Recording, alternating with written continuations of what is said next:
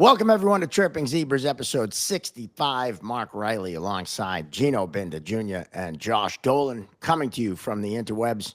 And right off the hop, we want to thank our sponsor, the Referees Crease, your one-stop shop for all your refereeing needs. And also want to thank AOA Studios in Beverly, best place to tape anything. We'll be back next week in studio.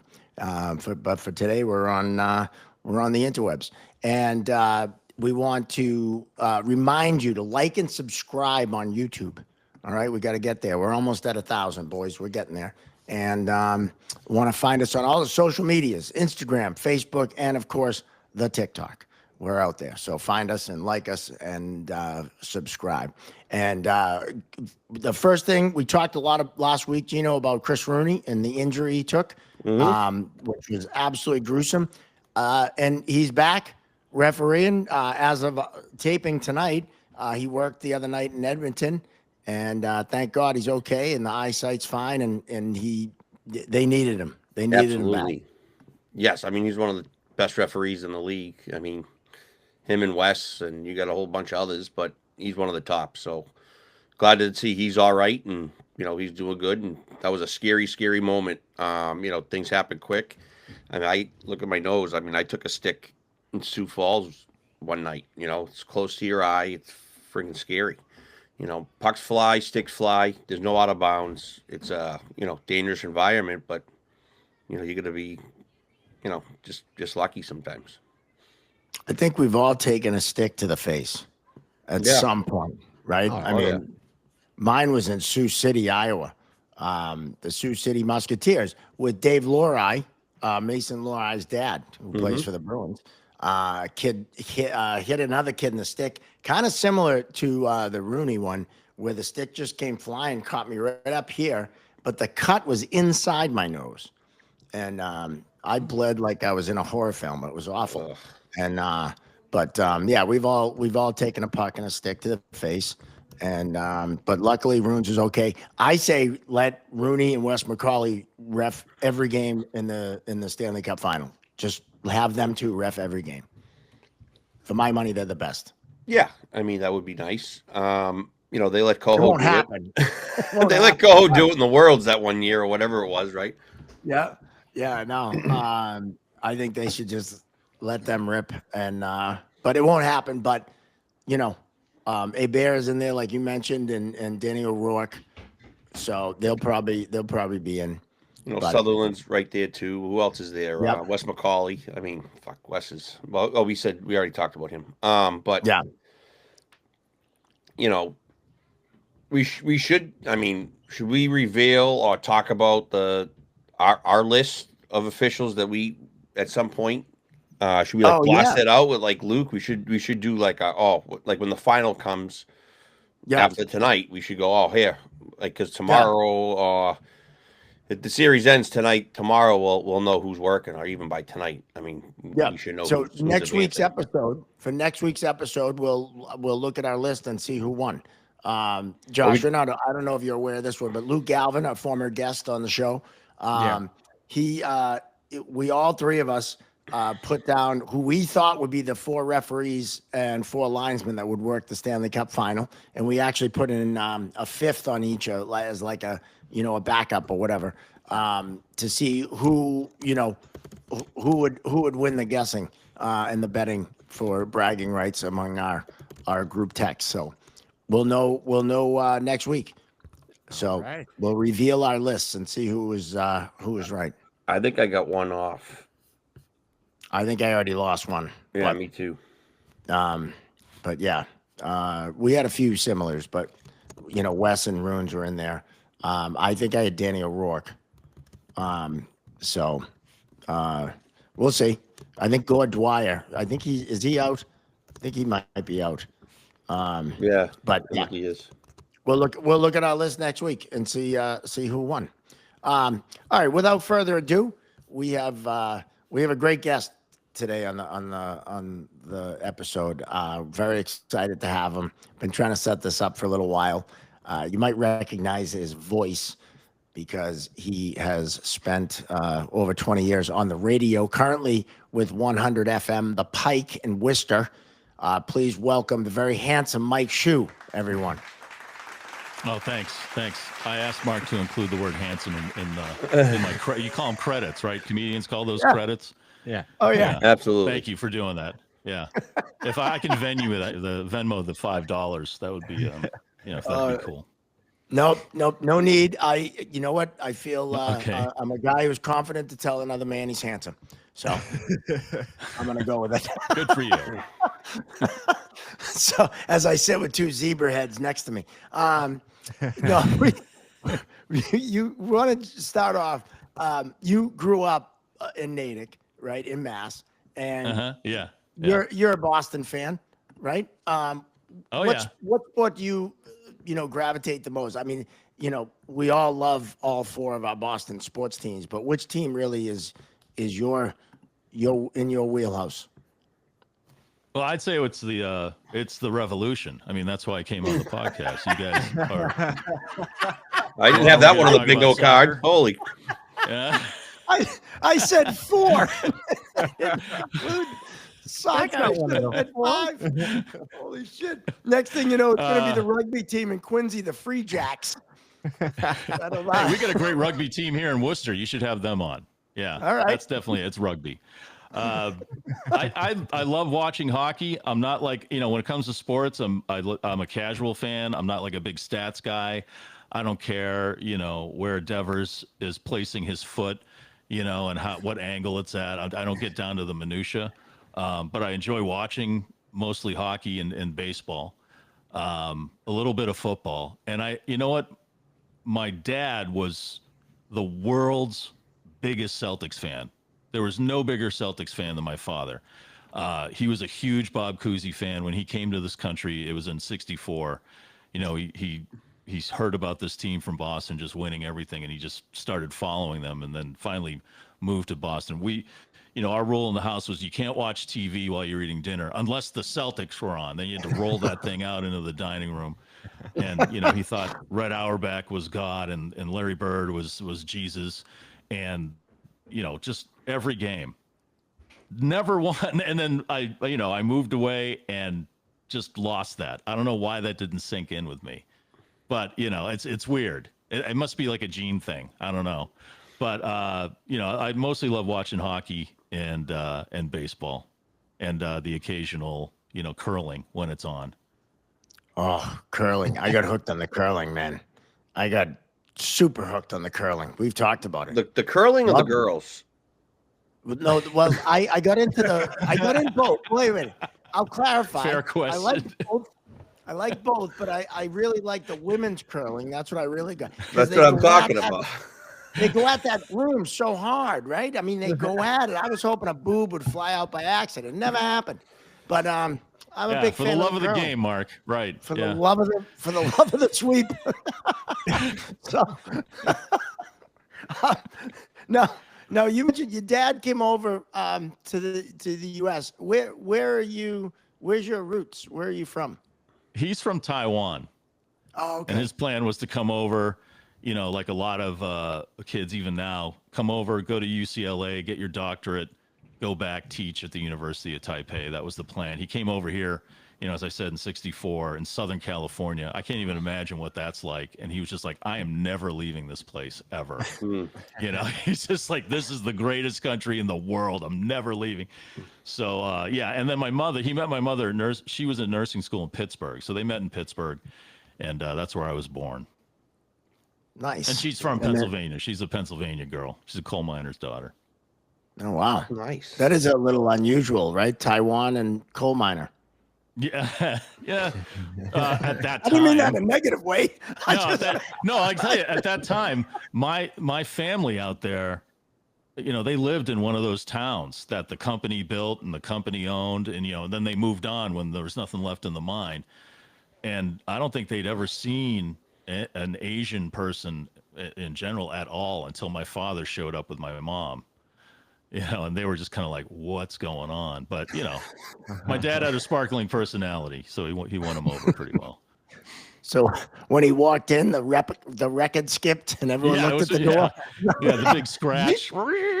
Yeah, absolutely. So he was a big Celtics fan, which is Huge. cool. Yeah. Now, as a kid, and we've talked about our experiences, right? Going to the Garden, going to Fenway. You had those experiences with your dad? Oh yeah. He worked at BU, and he had a friend who would hook him up with tickets. And except I think the only time I've maybe been to like 6 Celtics games in my life, and the ones I went to with him, there was like 4 of those, and it was always the Cleveland Cavaliers. I don't know why that was. So I got to see World Be Free play a ton when I was a little kid.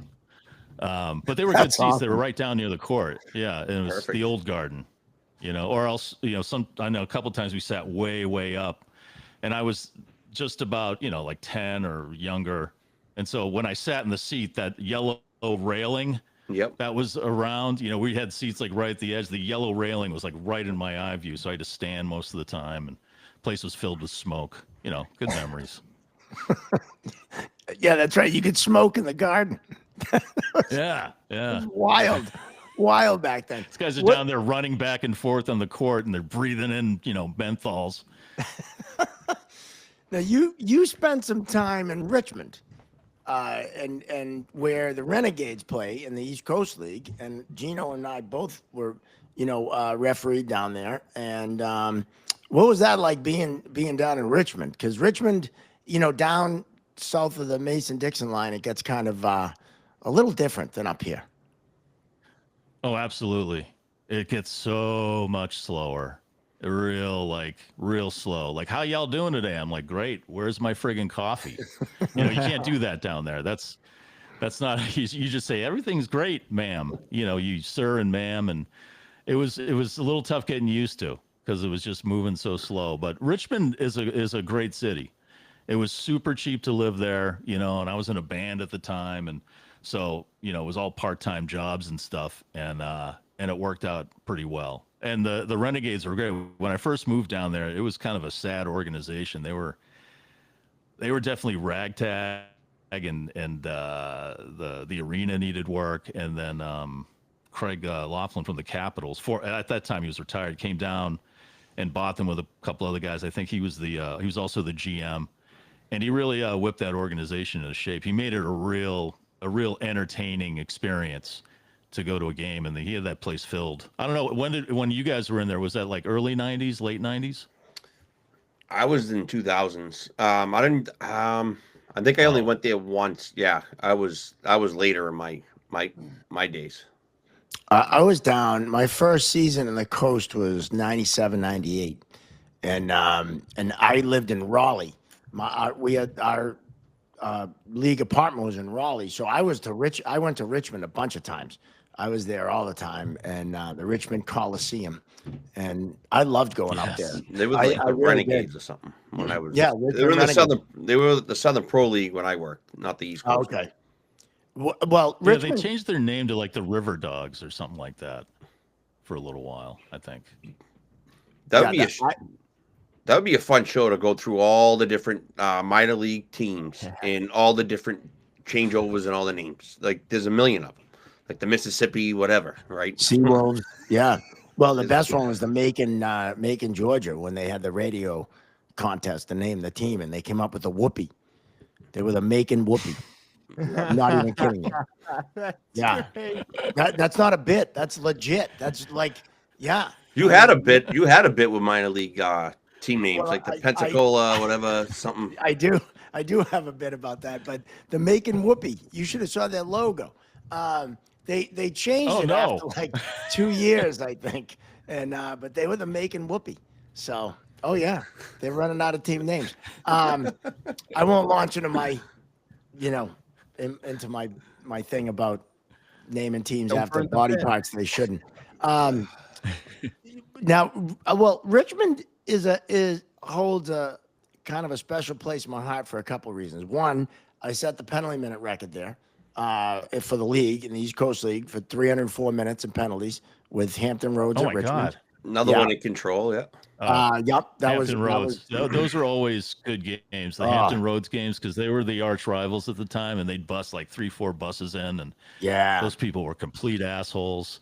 You know what? It was great tormenting them. Mike, funny you say that because we have a junior team there, and they wind up on my Monday night every fucking week.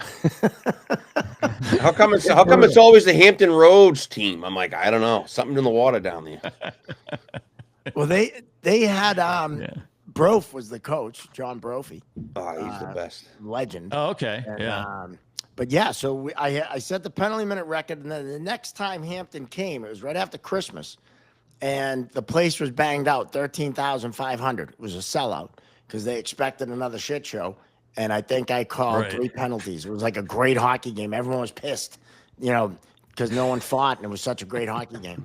But so yeah, Richmond, and then I went to the Richmond Comedy Club one night. Johnny O'Brien took me there, in thinking that I was going to get on stage, which looking back was absolutely ridiculous. But I realized, the both comedians, my Boston came out, they kind of tried to fuck with me, and I kind of shot off and realized I was funnier than them, and I went on stage a week later. So Richmond, an important city for me in my history of my professional development. I guess that's where you got to go if you got to gain confidence in any profession. Just go down south. I hate to say it, but, Try it out. True, man. Like if you want to be a cop, like anything. Yeah, absolutely. I ref in the minors down there. I fucked more games up down south. Right. It's true. The deeper you go, the better off you are. The better looking you get too. Oh, that's hilarious. I love the South. Do you remember Richmond, Mike? Did they have the hot tub next to the glass in Richmond when you were there? Oh, yeah. They had a hot That's tub? right. Yeah, they had 3 how girls. Yeah. And the They- railers, they have the most comfortable seat in the house, and it's a recliner. Oh, yeah. The Yeah. Renegades had the hot tub, and you could get in there. And I don't think I'd ever want to get in that water. I don't care how hot or how much they clean that thing. Riley, you ever end up in there after a game? I'm not going to confirm nor deny. And let's say I traveled with a mask and snorkel.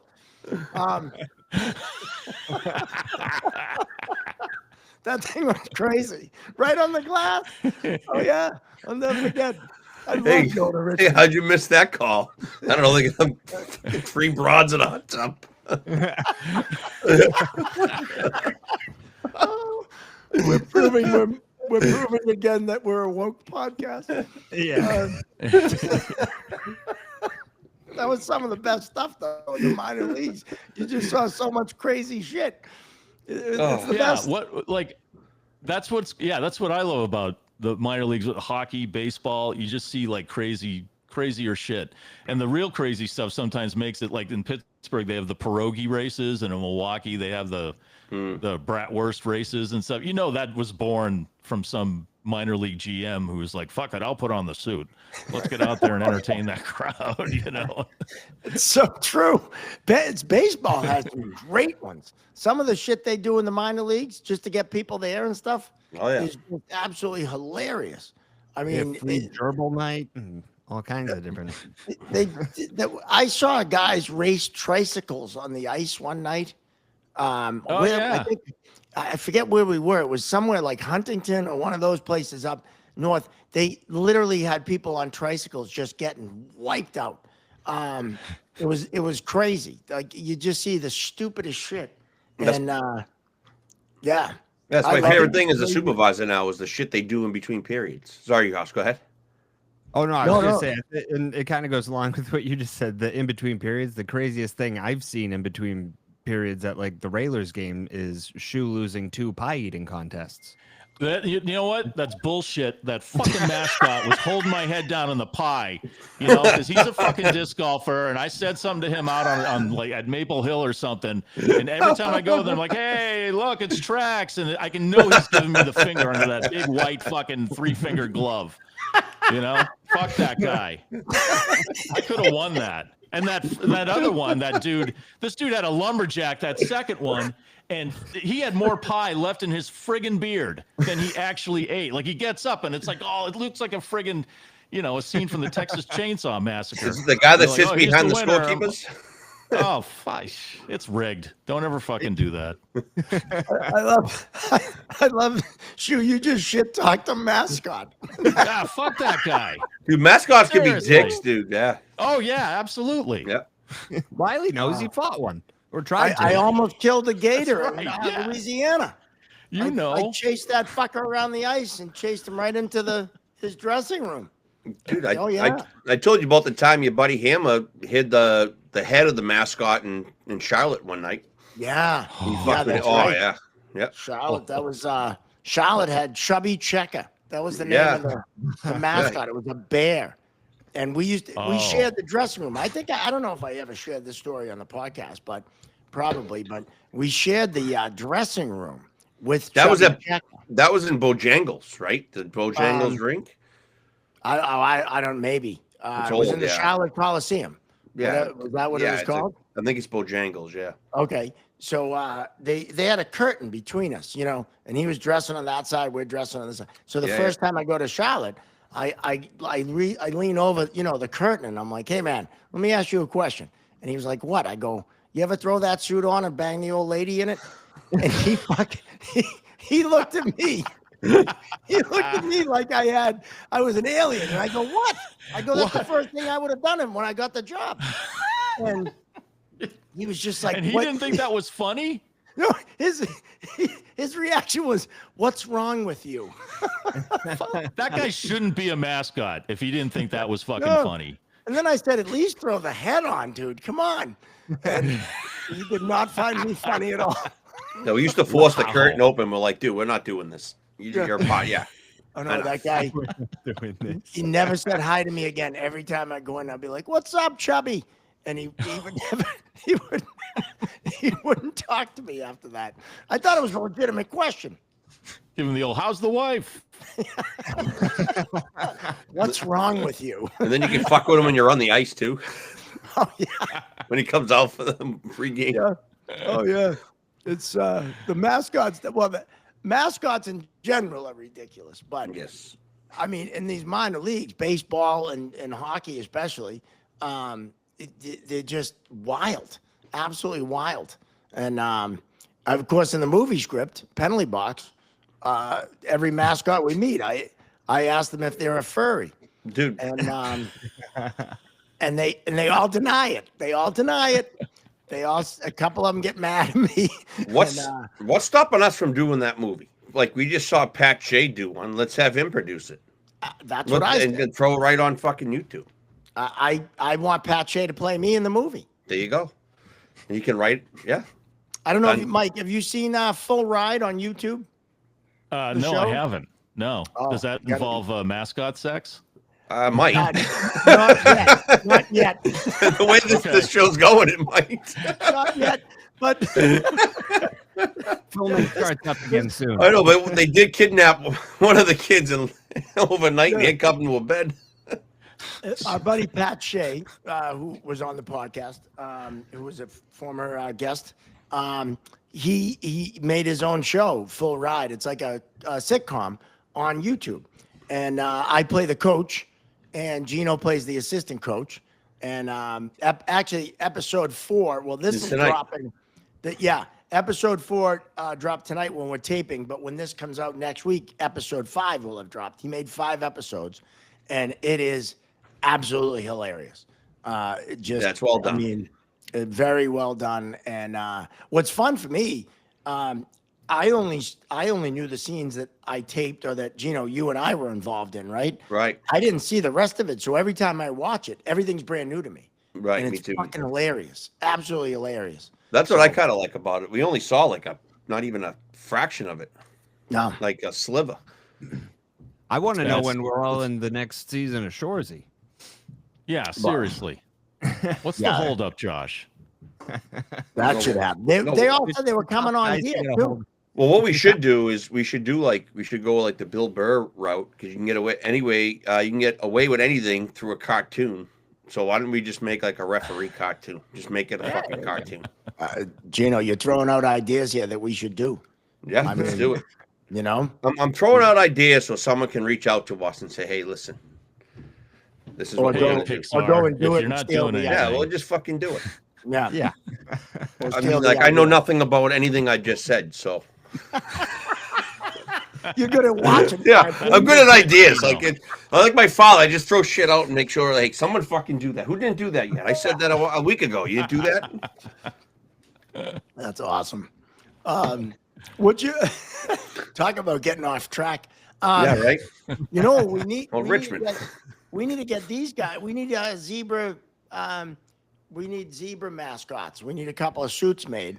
And you can be in the parade next year. We're gonna put a float in the Southie parade. We're gonna have real zebras. We gotta find a guy. And We're gonna find a guy. we're gonna have zebras, and we're gonna have the parade, and we're gonna be hucking stuff out. And All our guests are invited. yeah. So, Can I- so can I wear a stranger to zebra the, head? Yes. Yeah. Oh yeah, we're gonna we'll have. All right, I'm gonna stop there. I'm having what I call poker thoughts because Yeah. I say things on my poker group that I can only say on my poker group. So yeah, Let's Well, protect the Shu is a innocents. stranger to the Celtic parade. You did plenty of those on WAF, right? It was- Oh, we did. I was in 3 of them, and the best one was we got the Dropkick Murphys to play, on the back of a flatbed truck, and they would just play tunes as we're going through the parade, and it was great, and it was a beautiful day, and we make that turn onto Broadway, and it was like the friggin' Pope was in town. It was crazy loud. It was beautiful, but it was during that time where they do, like 12 shows. They were doing like 12 shows in a row on Lansdowne Street. And so that had become like a destination for Dropkick Murphys fans from all over the world who were at the parade that day and poured out of the crowd and tried to crawl up onto the truck and ride the truck with the band.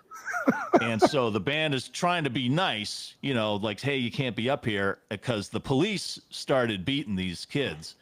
And then they finally got, it looked like SWAT guys, but they had the full armor on, but they had these really long dowels, like really thick ones. And they were walking alongside the truck, and then anybody that tried to get up near the truck, they would just, cross-check them with the dowel. And it's funny because you can see, like, one kid just like went back and down rolled, and then meanwhile on the side there's like chicks going, give me some beads, it was like total chaos. And so that happens through the whole parade, and we make that weird kind of U-turn at when you get down the end of Broadway, so you got to go through like a couple of neighborhood streets, and then you make a turn, you get back. I don't know what the other main street was, but before we could get to that street, those cops with the big sticks come rolling out, and they form a line across the street. And so we have to stop. And these 3 other police officers come up to us, and I was with our promotions director and the manager for the Murphys, and they're like, what's going on? And the first thing the cops said was, get the fuck out of here. And he made us go up that side street, and we were kicked out of the parade. Like our 2 vehicles, everybody that had anything to do with the radio station or the band, we were like aggressively forced out of the parade. And we were trying to argue, it's like, it wasn't us. These people are running up here, and like, we're not going to deal with that shit for the rest of this fucking parade. Get the fuck out of here. And then That's not a Boston. So we go to the end of the street.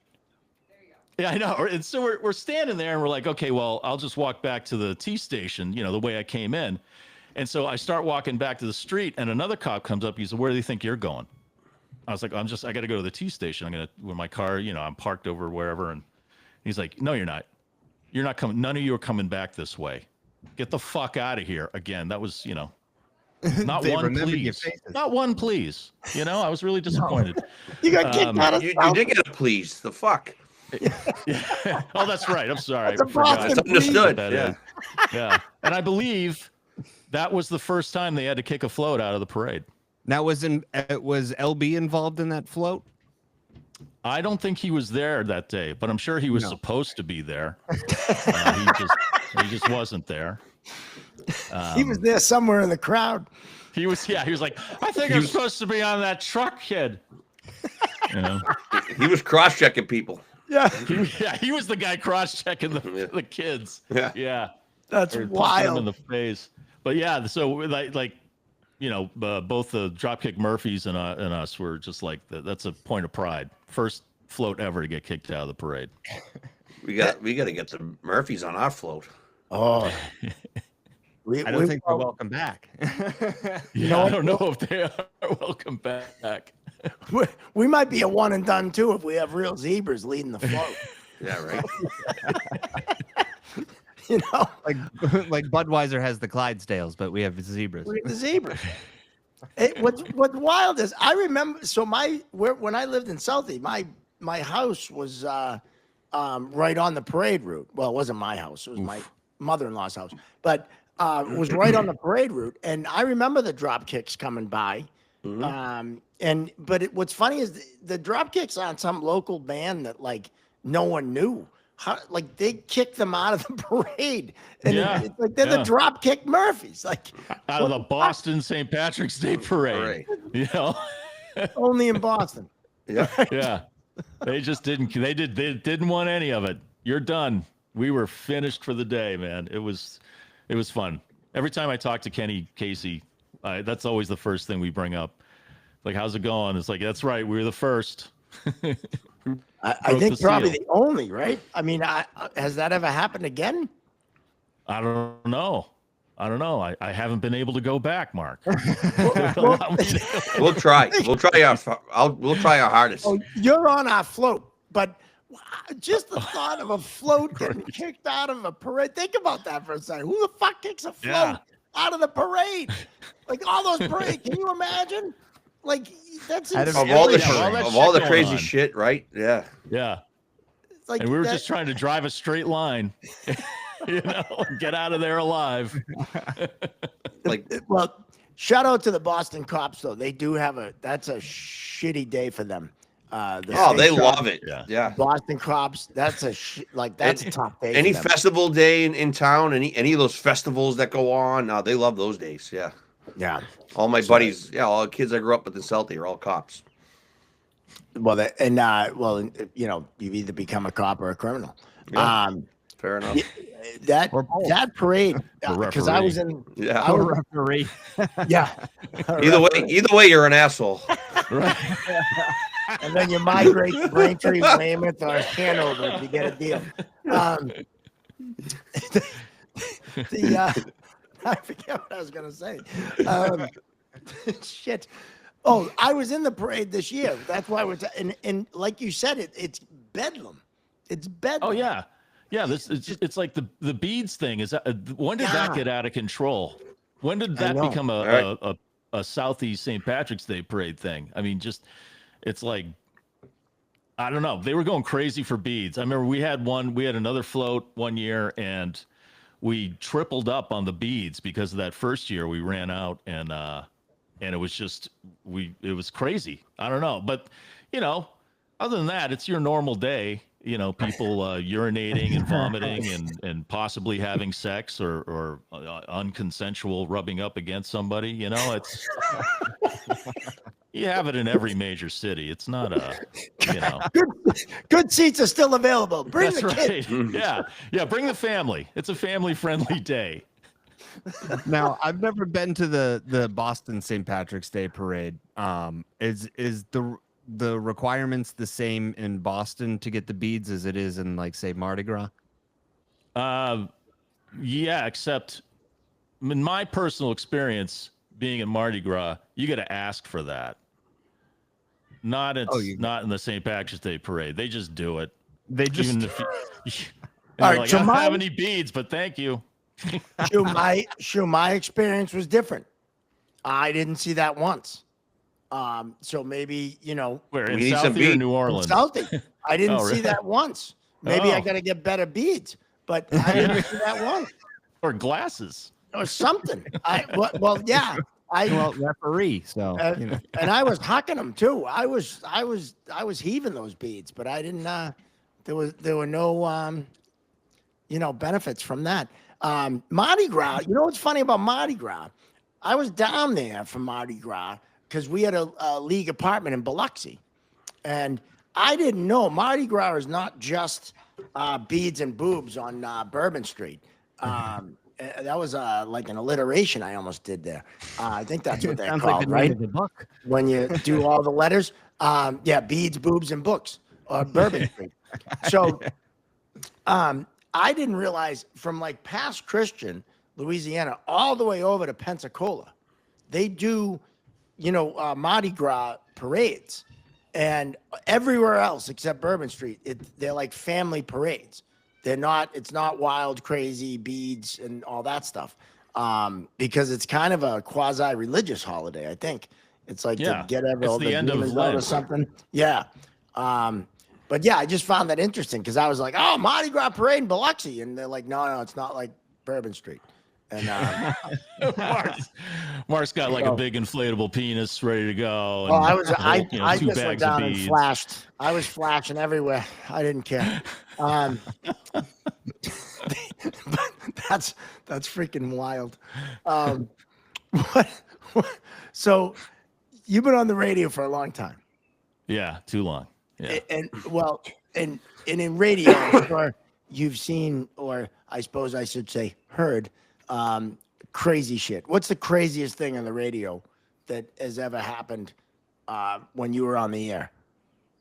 You're talking about like when I was personally on the air, or just something that I heard someone else do, or a place I worked? No, like with you personally. Not, we've all heard okay. crazy shit, but with you personally on the air, what was the craziest thing? And I know we brought up LB, and that's a famous, when he left you, that's a famous. Yeah, he just got up and left. Yeah. And it's probably a good thing he did, because he really had to take care of himself.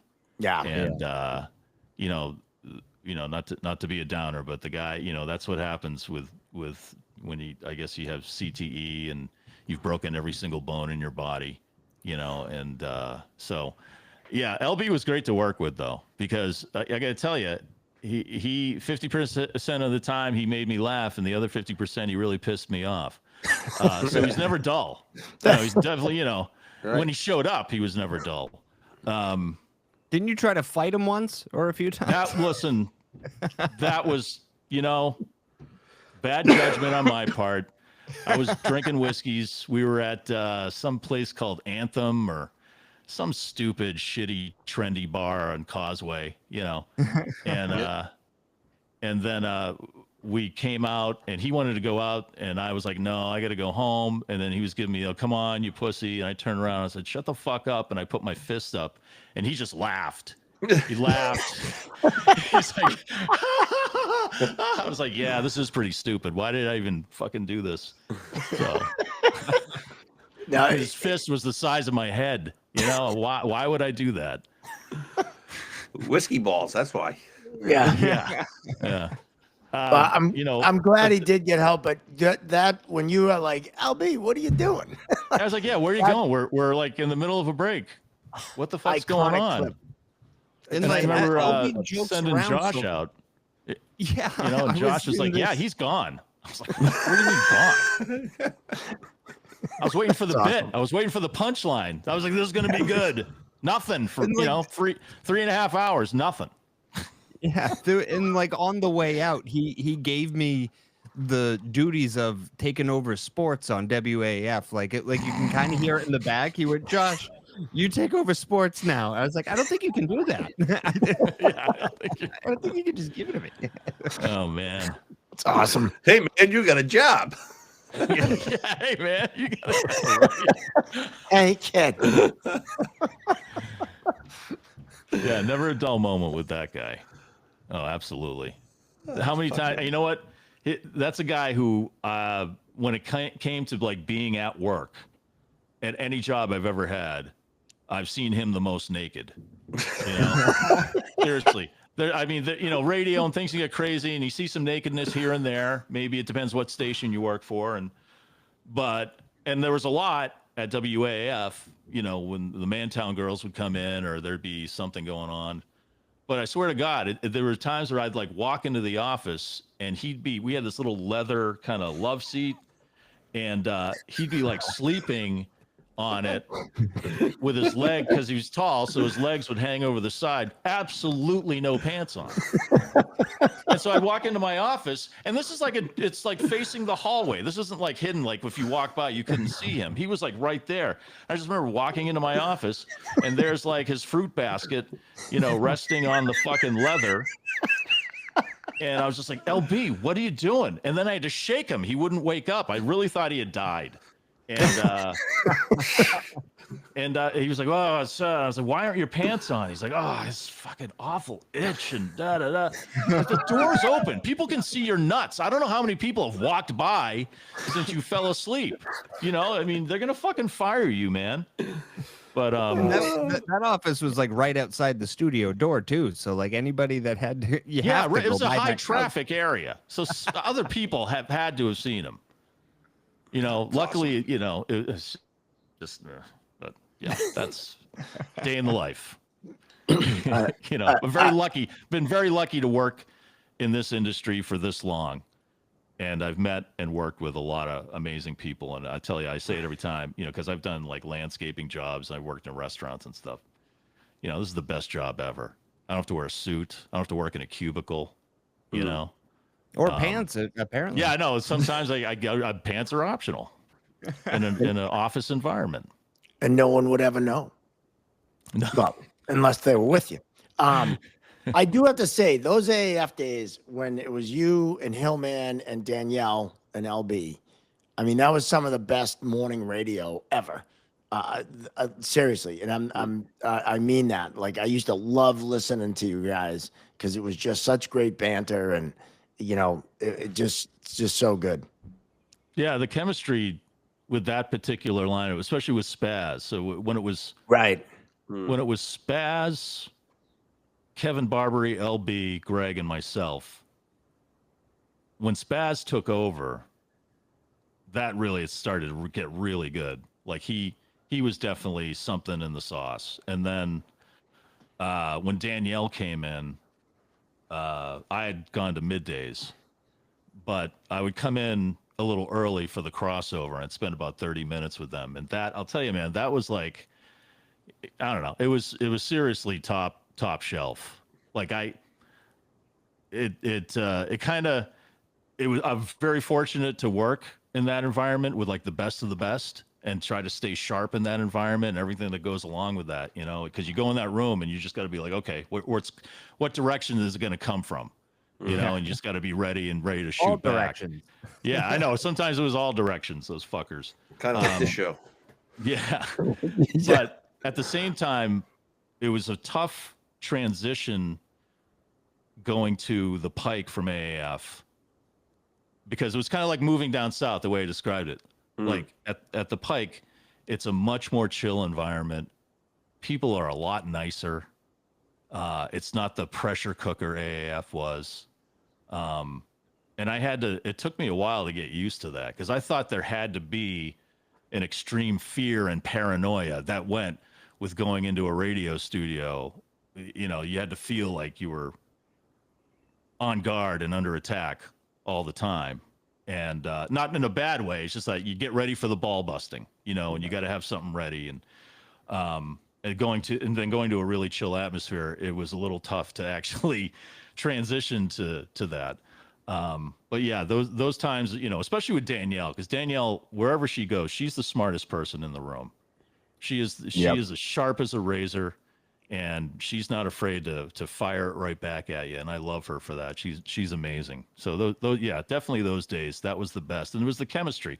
It got to the point where you could communicate just by looking. And I'm sure it's like that in hockey or any sport, really. Yeah. You can look at each other and anticipate what's going to happen, right? And it's like that. Musicians are like that and stuff. And it was definitely like that in that studio. Like Danielle and I could just lock eyes, look at each other, and then kind of figure out what we were going to do without even saying a word, and that's a cool feeling.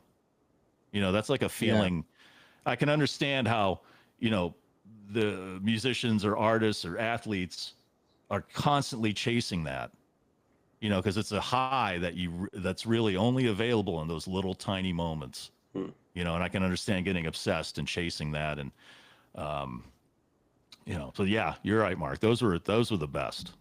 And it was pretty cool, like for me, for those that listen to the podcast, I don't know, like I worked with Shu at AAF and LB and all that, but like that was like I started listening maybe like around 2001, and so I like grew up listening to it, and I was like such a huge fan of it, and like you were saying, in those days that was like the peak of it. Like everybody in high school, like in the morning, would be talking about the Hillman Morning Show. It was just like a TikTok video everybody saw back then. And then like being able to, I feel like a fan that won a contest, and then I was like allowed to like be in the room. I still can't believe I ended up there, but you were right. You're right. Like that chemistry in there was cool to like hear that and be a fan of it, and then be in the room and then like just be like, oh my god, it's like so much more intense. Yeah, it's there. a weird mixture of excitement and enthusiasm, like passion, and also like extreme intense stress and paranoia. I don't know. It's a weird mix, but it's like I said, it's not dull. That's what makes it great, though, right? Right. You go into those situations, you learn to work through it, and it definitely is like a drug, because like all the bad times, or like the parts that would like piss you off. Like once AF went away, like I miss even the bad parts of it. No, what's cool, and Gino, you can talk to this. What you just described in that studio, Gino, I think you'd agree. It basically, that's a refereeing crew, right? Yeah. And when they're on, and when they're in sync with the game and with each other. Yeah, like I grew up reffing Ryan Sweeney, and I probably stopped reffing summer hockey because he stopped reffing summer hockey, because we were on the same page together, right?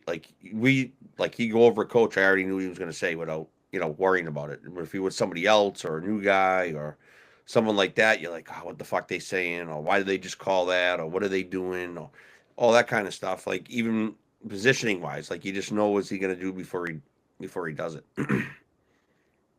It's cool, a cool parallel. And I'll be honest, full disclosure, I had a massive crush on Danielle. Well, how could you not? And, beautiful, intelligent, funny. What's funny is I had the crush before I even knew what she looked like. I just loved, I swear to God, I loved the way she sounded. I loved how intelligent she was. I loved the way she bust balls. And I was kind of like, you like someone on the radio and you're like, well, I'll probably be disappointed when I see them. And then I was like, what Usually, the yeah. fuck? You're right. 90% of the time, yeah. That was no shot at you, Shu. That was no shot at you. No, that's why I'm not on TV. I understand. I think you're handsome. I've said it. That's right. Mark Riley said I was handsome. And that means something coming from me. And I'm humble too. So but seriously, like sometimes you like someone the way they sound, and then you see them and you're like, holy shit, they could haunt a house. But she was like the exact opposite. She was beautiful, intelligent, sounded great. Like I always had that, maybe someday I could, take her out, and it'll never happen, but that's okay. But I just thought I'd share that publicly. Maybe she'll listen. Who knows? Josh, isolate that last 90 seconds, and we'll send it to D. See what she says. All right. She's got very high standards, Mark. I'll tell you that. Impossibly high standards. Well, I'd like to consider myself Don't take pretty that the wrong way. Yeah.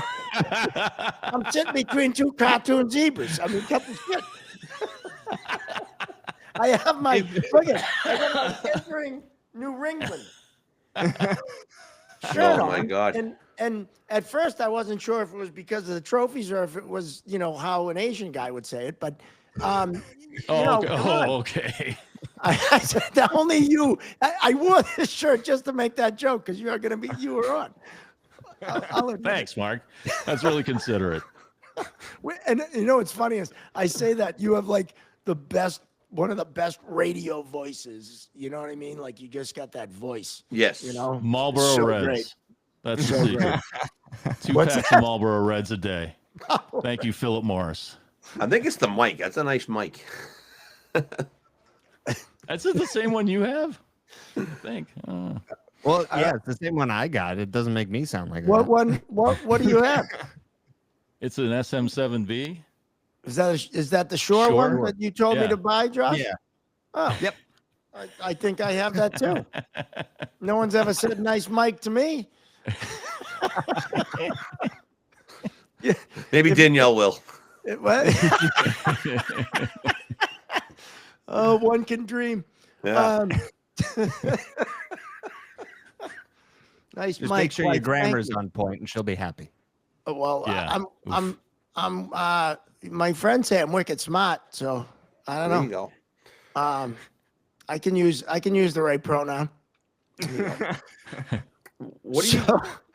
So what's your greatest? We're just learning so much about all of us. What's your favorite? What's the greatest sports moment for you in Boston sports? When Dave Roberts stole second base. It's a good one. Absolutely. That's the greatest to me. And I was at that game. And that's just the best. And then What a moment. when he came into home and kind of jumped and twirled in the air a little bit, that'll be in my mind till the day I die. That was so awesome to see that. It was just, and that, man, because everybody knew he was going to go. Everybody knew. Yep. You know, and he beat Posada. So to me, that's it right there. And that's still to me the greatest comeback in sports history. I know people, it's Pats Falcons. No. You know, that's awesome too. But to me, it was Bruins, definitely. Toronto. That's up there with that. I don't know. I think that well, the thing about that Yankees, that Red Sox comeback against the Yankees is like, that never really ever happened before in baseball. Like you were done. Like they got puffed like 19 to whatever the game before. Yeah. Like it was put to bed. Like not even a chance and all that. You know, especially after the year before that, right? It's just everything in the history that had a lot of impact just because of the history of the Red Sox failing so many times and then overcoming it. I think that's why it has a bigger impact than anything else, in my opinion. I think too, you know, like you mentioned the year before and all those years of disappointment, but you know, the difference between the Patriots and the Falcons one, or even the Bruins in Toronto, the Red Sox had to win 4 games in a row. Nice. 4 games in a row. Yeah. They had dropped All 3 in extra a row. innings. Yeah. Yeah. And like you said, you know, that what was it, 19-6 or something like Yeah, that? I mean, right. they got Stupid. bundled. Nobody expected it. Yeah. And then they have to win 4 games in a row. I mean, that to me has to be. I mean, I would argue that's the greatest comeback ever. I mean, you know, that's insane. And then that the sweep. steal, it was unreal. Yeah. I'll tell you the first moment I fell in love with hockey, I think it was 89, and the Bruins were playing the Penguins in the playoffs. Yep. The 89, Tom Barrasso. and they were down by they were down by 3 in the third period, and there was 2 minutes left. And in 90 seconds they scored 3 goals, and then they ended up winning the game. And I was in like a super crowded bar, and everybody was watching, and that place exploded. And I was like, this fucking rules. I got to watch more of this. You were watching the TV like, who's number 34? Who's that guy? He's not doing shit out there. Speaking of the Bees, what do you think about the new coach, Marco Sturm? Is that official? I Yes. think it is. Yeah, I would. I mean, I don't think he signed the paper, but it's pretty much announced, right? Oh, Yeah. wow. Yeah, Okay. I hadn't heard that yet either. When Yeah. did he play with the Bruins? What was He it? played- Early He was part of the 2000s? Thornton trade. Yeah. Oh, okay. They traded for him, Did you know the Brad trade? Stewart and Wayne Primo. Yep. Yeah, And, he came from San Jose, right? Yep. Yeah. And he actually has one of my favorite sports or Bruins memories is they were the Bruins were in the playoffs against Montreal, and I don't think they had beat Montreal in the playoffs in my whole life up to that point. That was like maybe like senior year of high school, or maybe I was like just out of high school, and it was like a back and forth game, and the Bruins were trying to force a game 7, and Marco Sturm just had that like time froze. He had the puck on his stick and he like went around the goalie and just shot it into the net, and it was like I couldn't believe it was real life. So I just have his face ingrained, like, just shoot the puck. So hopefully he brings some of that luck to the I Has he remember- ever coached, I remember that Has he goal, ever Josh. coached in the NHL at all? Yeah, he was No. with the Kings. Wasn't he with the yes. Kings? Yeah, he's an He assistant wasn't a head coach. coach. He coached the German national team to a semifinal, I believe. Yeah. Assistant coach with LA. But Yeah, assistant. Oh, Yeah, okay. he's been assistant Yeah. coach. Yeah. Yeah, and he led I the think- German team. Yeah, I think he's the first German-born head coach in NHL history now. How about that? Look at that. So there's that. Wow. Just Boston, that just going. Boston once again, just breaking the barriers down. Yeah. The Germans. Yeah, They're in. they bombed They Pearl love Harbor. They burned Pearl Harbor. You're right. Leave him alone. He's on a roll. One of the greatest speeches in movie history. Oh my God, it's awesome. Going back to the Red Sox for a second, have you seen the documentary 2004 comeback on? I think it's Netflix, yeah. right? Was it Netflix or Netflix? It's good, Yes. and I remember that scene about Dave Roberts stealing. That was like just one of those moments where you're like, "Holy fuck!" I remember how big that was. So Yeah, you Yeah. could feel it. It's like when Veritek stuck his glove in A-Rod's face. Something Yeah. happened and you felt it. Right. You Yeah. felt the switch being flicked. Mm. Same thing Yeah. there. It was like we have a chance. You can, Right. even though we got win a few more games, we could do this. Yeah, that was a great feeling. I didn't like the series about there was the 2023 season. Was it the 2023 season that was also on that? Wasn't that on Netflix? Yeah, that one that just came out. It was okay. Yeah. Yeah. I didn't it watch wasn't, that one. Yeah, it was the one with I just don't want to be Duran. reminded of the past 3 seasons. I already Right. know how they went. I don't need to. I mean, they're talking right now to shipping, Cora out of town. Like, I don't like. Is it the manager? Is it the talent? Is it like what is it? Like how do you not come up with the solution for first base, right? Like one guy gets Yeah. hurt, and now it's like, especially the guy was injury prone anyway, and now you don't have a backup plan, or even they haven't had a solution for first base for how many years? I don't get it, and it's the easiest position to fill. yeah, Isn't Theo Epstein like consulting the team now? Isn't he like Yes. one of the several Yeah. thousand consultants they have? Yeah, he's collecting a paycheck just like every other consultant does. Yeah. Just as long as the check doesn't bounce. Like, what are you doing? Like that, this team should be good, but they're not. And I don't know why. Is it pitching? It can't be. well, their bullpen is brutal. The Right. bullpen, their starting pitching actually has been pretty good. And their bullpen comes in the 6th, the 7th, and the next thing you know, it's like I think they've lost, I don't know what some crazy number of One-run games. Yeah. like just stupid. And it's like and that doesn't usually happen. So Well, it's base running, it's errors, it's all little shit that's adding up, and that's why you're not winning those one-run games. That's why you lose those one-run games, because of mental mistakes and not grinding it out. Is it the pitching coach? Like why aren't these guys getting better? Right? Yeah, I there's don't something holding back that chemistry. Yeah, There's Is there something Don there Sweeney a that's- consultant? Is who? know. Yeah. Don Sweeney? Sweeney. Yeah. You know what's sad is I wore this T-shirt entering New England, right?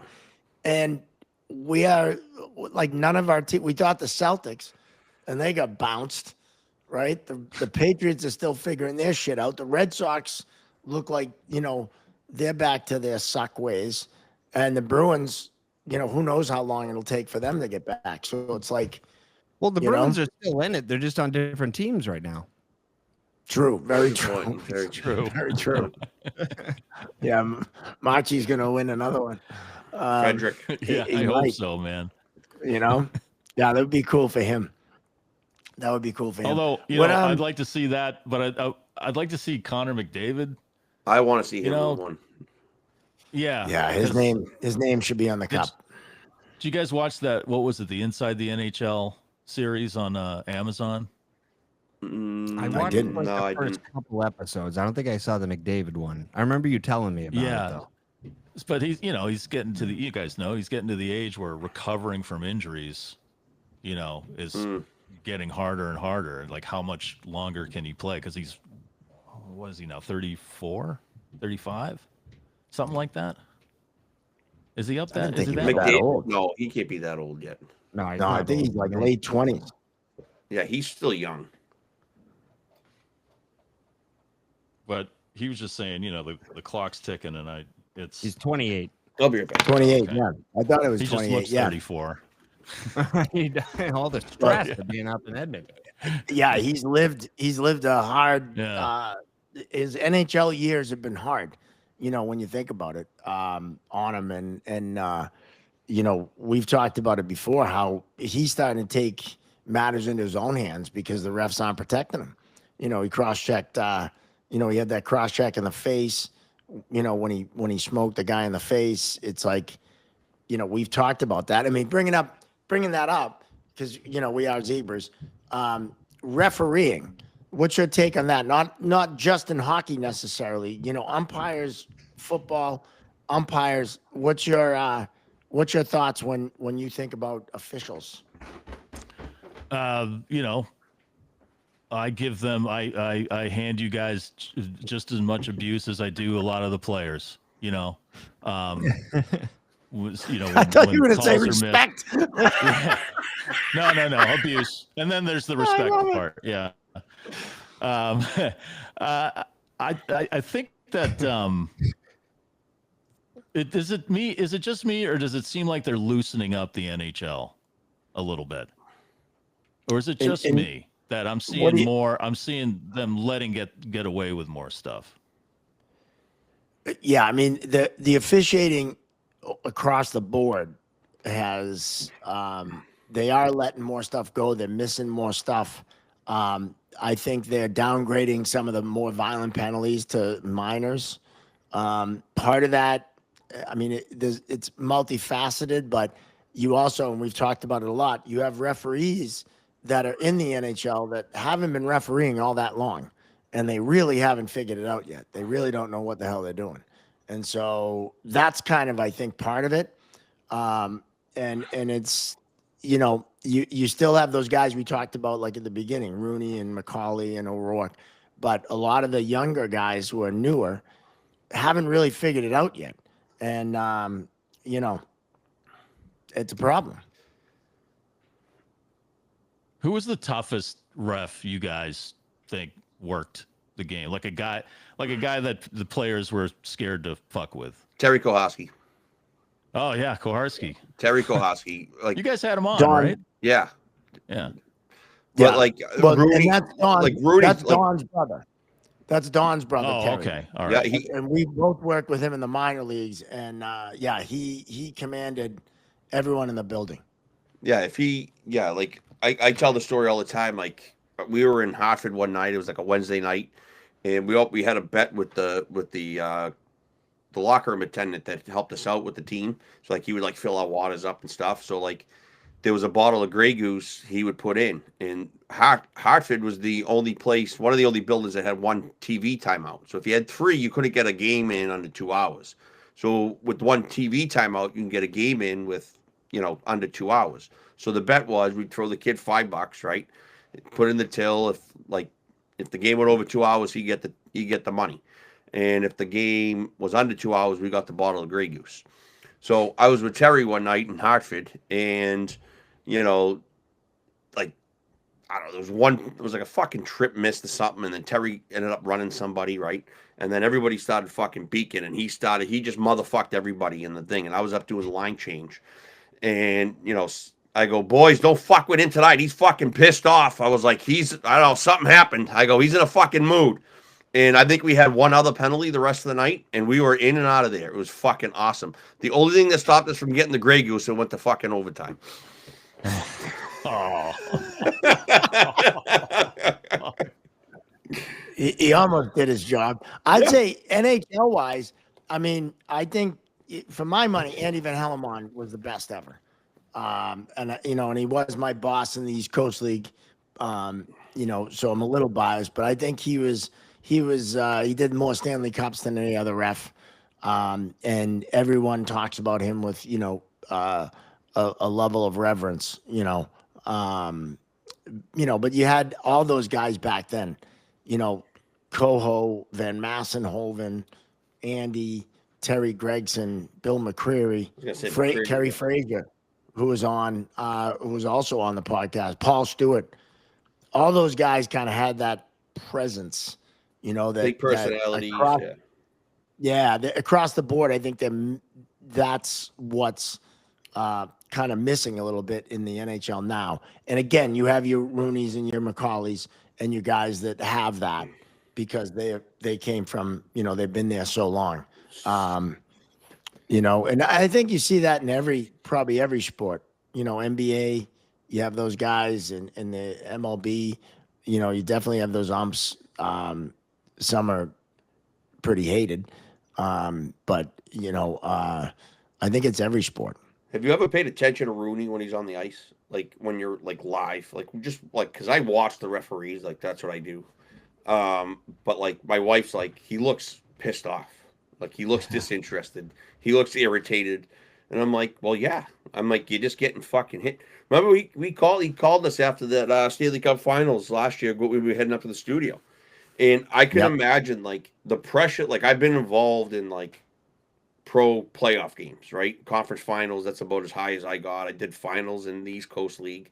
And that pressure and the amount of shit you take every shift, every fucking little stick tug is a motherfucker, right? And you have to defend yourself and you're just constantly getting poked left and right. And it's just like enough's enough.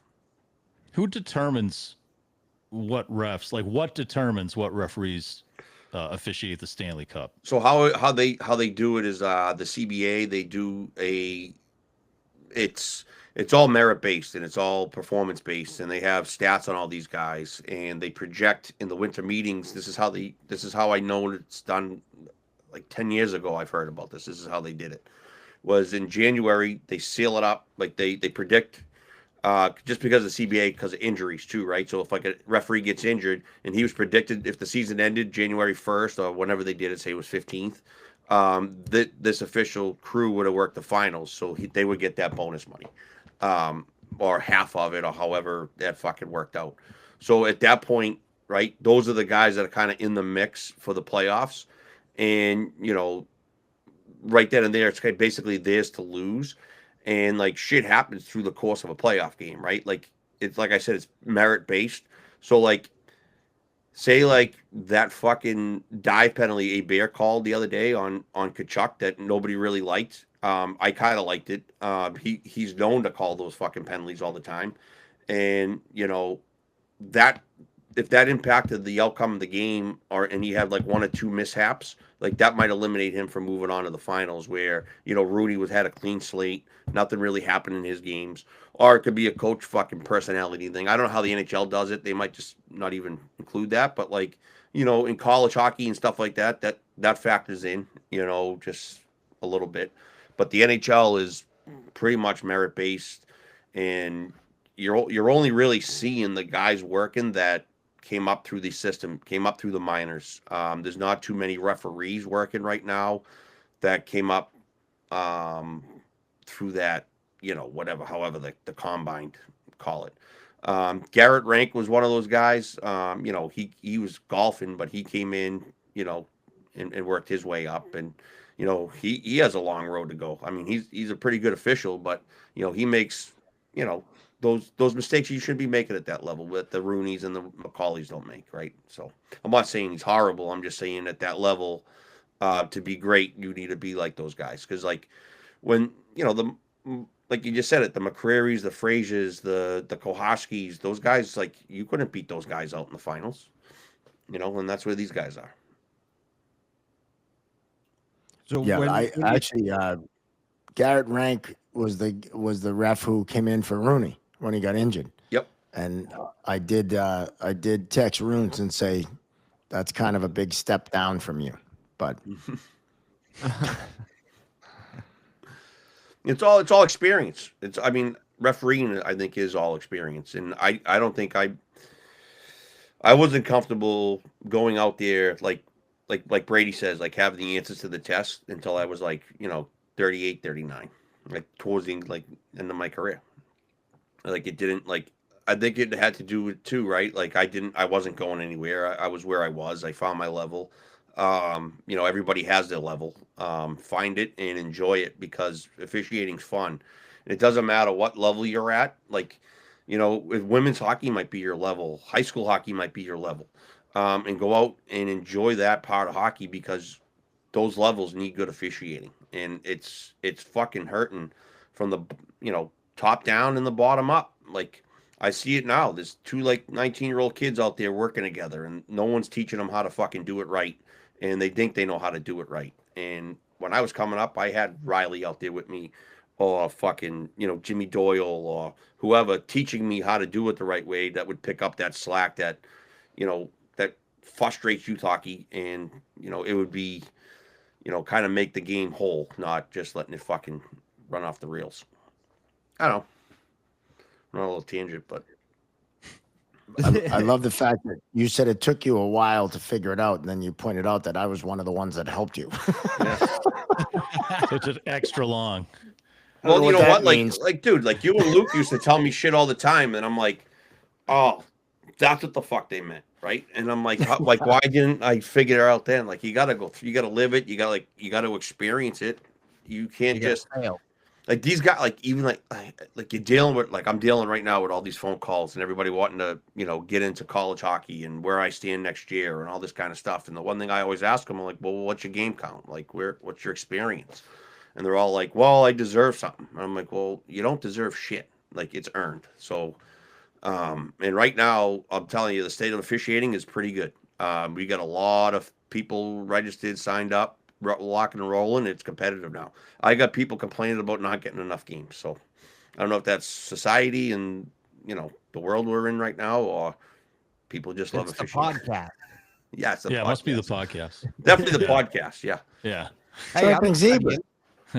Well, I mean, it's hard when there's, especially at the school levels, when there's parents rolling out on the ice and punching you in the face. Right. Like who wants to do that when you're volunteering, or making whatever the minimum of minimum wage just to be out there because you love doing it. But Right. then, you end up in the hospital in the neck brace because, someone hit somebody's kid.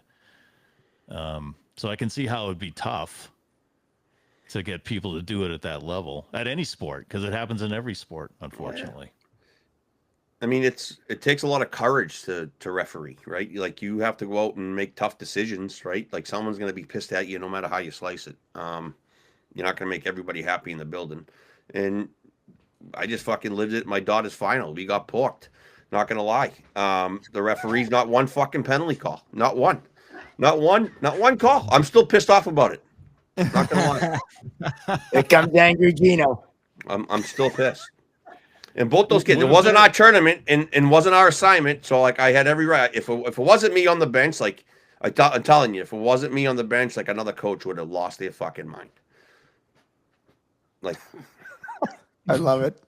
Were there things out there that could have been penalties? I know that All of them. like that's really everything. Oh shoot. I got 5. Even there was like 4 against us that we should have had, and they were violent penalties. They were like one of our girls plays physical, right? And she ran a girl down the boards, and then she like hit a girl. She was out on the ground, right? Just boom, get out of my way.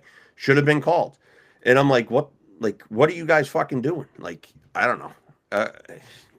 Yeah, they didn't know. Bad when you're calling calls on your own team, and you're like, "Where was?" Yeah, right. Well, honestly, like that. I mean, they blew 3 offsides that weren't offsides. 2 for us and 1 for them, right? And I'm like, you got to be kidding me, dude. So, Gino's kind of new to coaching, right? Okay. And I coached back in the day, and I may or may not have gotten thrown out of a few games. And may or may not have been kind of a prick on the bench, but I have a bet with Gino as far as how long it's going to take him to get tossed. This one, I was close, dude, because it wasn't my assignment too, right? So I'm like, well, but it's like in the other breath, right? You take it all in. You're like, okay, these kids don't know any better, right? And I honestly don't know if they did it on fucking purpose or not, right? Because I'm on the bench, like, oh, I'm not going to call things just because it's you, right? So I'm going to purposely not do it unconsciously. And, like, I don't know. There was, like, it was just obvious stuff that when someone yells, you just, like, usually, all right, yeah, that was a penalty, right? Even, like, the resulted things. Like, I hit from behind in the end wall. Like, that's a fucking penalty. Sorry. And don't think you're staring right at it. And then he comes up to me and he's like, oh, I saw it out of the corner of my eye. I'm like, dude, you were looking right at it. I'm like, come on. And I told him, I don't know. I didn't lose my mind too much. Do you guys ever have You saved it for the podcast. That's what's important. He's got the outlet. We need a cartoon version of Angry Gino. It's a compilation. Yeah. Like, seriously, like, I was like, I don't know. It was frustrating to no end, and I get it. Like, I almost called Jeff Kempersall, the Penn State coach, because he complains about Tessa Janik. She was the best player in all college hockey outside that, like, Minnesota girl. And he's like, there's nothing like that. Like, he sent me a fucking laundry list at the last game of all the shit that they, should have been called on her. And I was like, now I get it. Because, like, our best player, same thing happened. Like, she would wheel up and she could serpentine through everything. She gets hooked, turn over. I'm like, call it. Nope, nothing. Back of the net. And you're like, whoa, come on. Like, that's a turnover to a goal. Like, you got to recognize that. Even if it's like squirt girl hockey, like, nobody, like, it matters for that level. Did you just use the word serpentine? Don't. You did. Oh, okay. Did I? Yeah, that's fucking awesome. I thought you were so going to say proud of something else. That was my Jack Edwards coming out. That was my Jack Edwards moment. Don't pay. No, never mind. Don't pay attention to me. You didn't think that was the word I was going for? All right. Hey, this is a woke podcast, Mike. We want to be careful. Okay, sorry. Yeah. Sorry about that. Yeah, sorry. Oh, that's outstanding. Well, Gino, you do have. We talked a little bit about it. You have a new question to ask officials when they call and say, "I want to work college hockey." Are they drinking Divorced Dad Fitness protein powder? Yes. Oh Are yeah. they using the Divorced Dad protein powder? Right? Yeah. Is this another free read? I think this is a free read for Tom. This is your last one, Rita. This is your last time we're doing this for free. I just want a writing t-shirt. checks. We better get some protein powder and try it out. I want to know the female that's going to go up against them. Call, like, what is it? Like, Divorce Moms Fitness or some shit. Go against them. We need some competition. Well, with your theme tonight, it could be Divorce Broad Fitness. That's Yeah.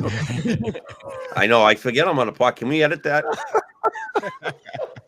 Like, I'm in the fucking locker room with the guys, right? Like, and the next thing you know, my daughter's hearing it. I'm like, sorry. Usually it's me. That's why I love it.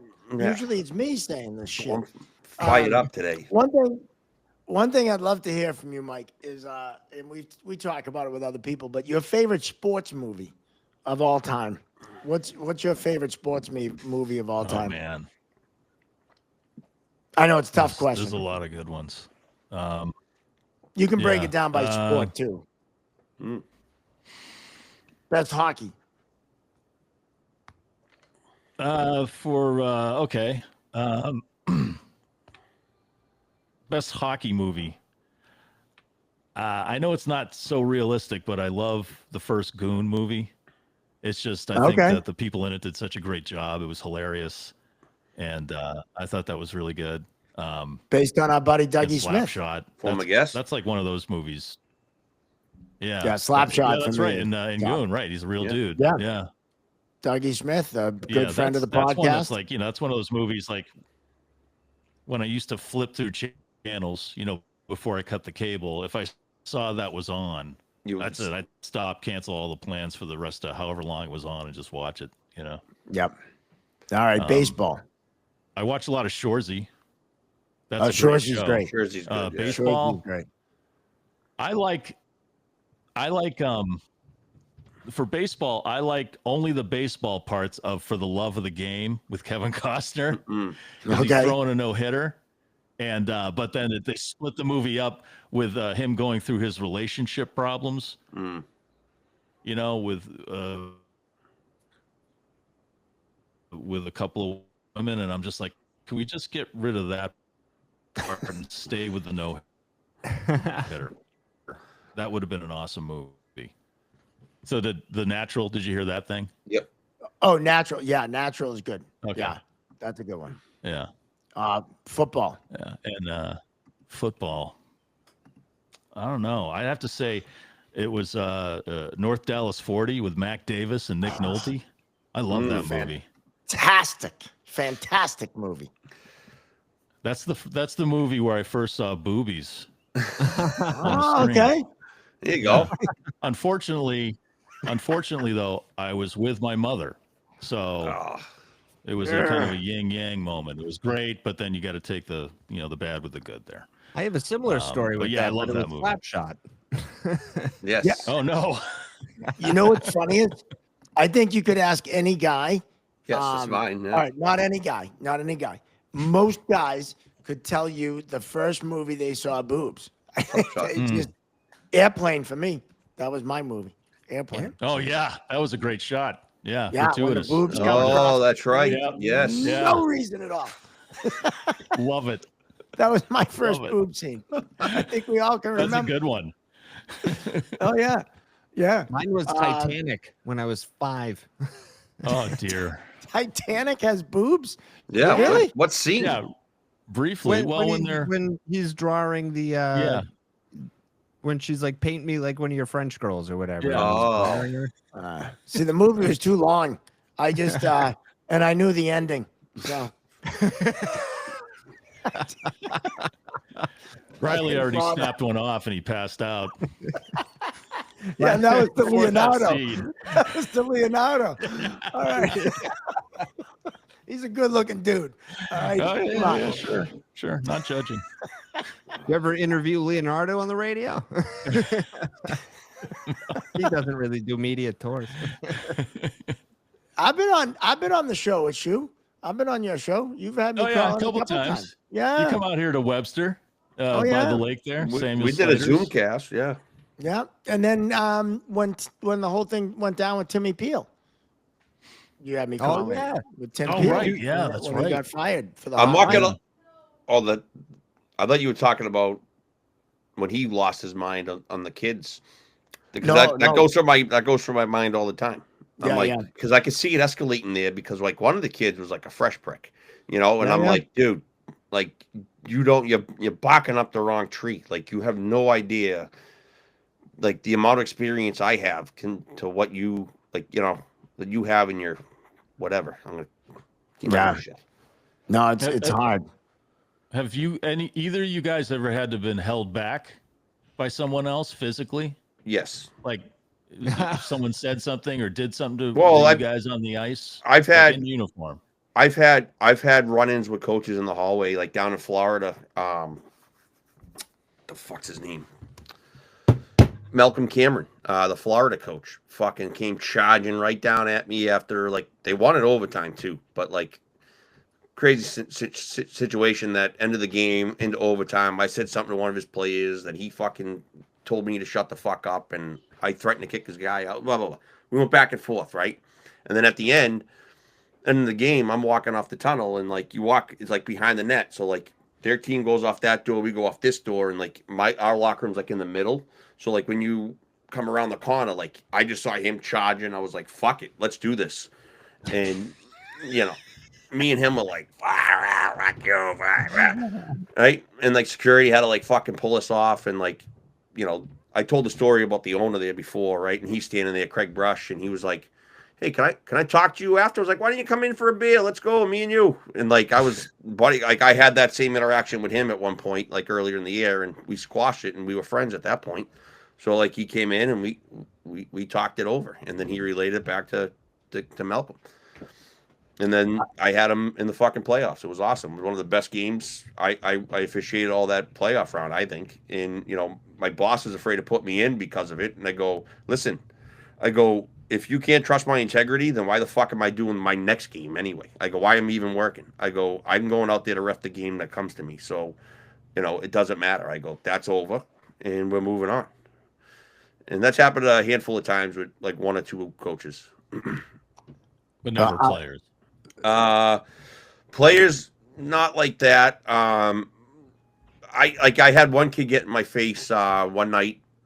Where was I? Toronto. It was a kid from Albany. What the hell was his name? Assistant captain. Like I gave him the gamut, right? Like I gave him like fucking slash or something. Broke the kid's stick. I called it. It was like his second penalty of the game. And he, instead of getting in the box, he stood right in front of me in the ref's crease, motherfucked me up one side and down the other, and I just pointed. I go, see you later. I gave him 2, 5, 10 games. See, like I gave him the whole thing. Like I think I elevated whatever I gave him to a major. I was like, fuck off. I have probably too many to talk about, but the big ones were in Green Bay. Donnie Granato, who is now the coach of the Buffalo Sabres, was coaching the Green Bay Gamblers of the USHL. And after the first period in the runway, kind of like Gino, he grabbed me by the shirt and I turned. I had my arm cocked and my boss grabbed me and the owner grabbed him and literally kind of pulled us apart where we would have came to blows. It was pretty crazy. And, and then I've had couple players angry. Kimby Daniels swung a stick at my head. That was that game in Richmond. Yeah, I've had quite a few. And then I challenged Andrew Shire, the captain of Richmond, the Renegades.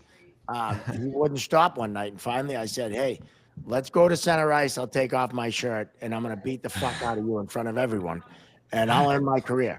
And he was like, and then after the game, to his credit, he came to the room to apologize to me, and because he was being a dick. And he knocked on the door, and I answered the door in a towel. And back then, I was pretty ripped. And he was like, "Holy fuck, Rouse! I'm glad I didn't take you up on the offer." And I was like, "Yeah, you're lucky because I would have beat the fuck out of you." But yeah, that was. I have a few others, but they're too long of a story. But suffice it to say, when guys like Gino and I ref, typically there could be problems. my first year in the Coast League, Matt Thomas, he's now the new RIT coach. He was the assistant in Providence for the Providence Bruins this year, and the head coach of Providence, Ryan Mouchinel, he was Matt's assistant in where the hell were they? Fresno.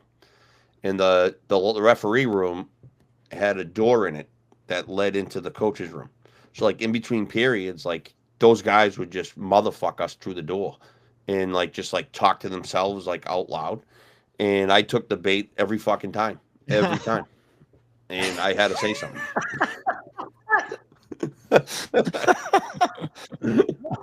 I love that every you time. admit you take the bait. Like my roommate at the time, he just worked the final, he was a linesman, so I was new in the league, and I'm from Boston, I don't take shit from nobody. Fuck you, right? So, I'm in there and he's like, dude, just shut up. He's in me don't say nothing. And then something just something went over the top and I went, all right, fuck you.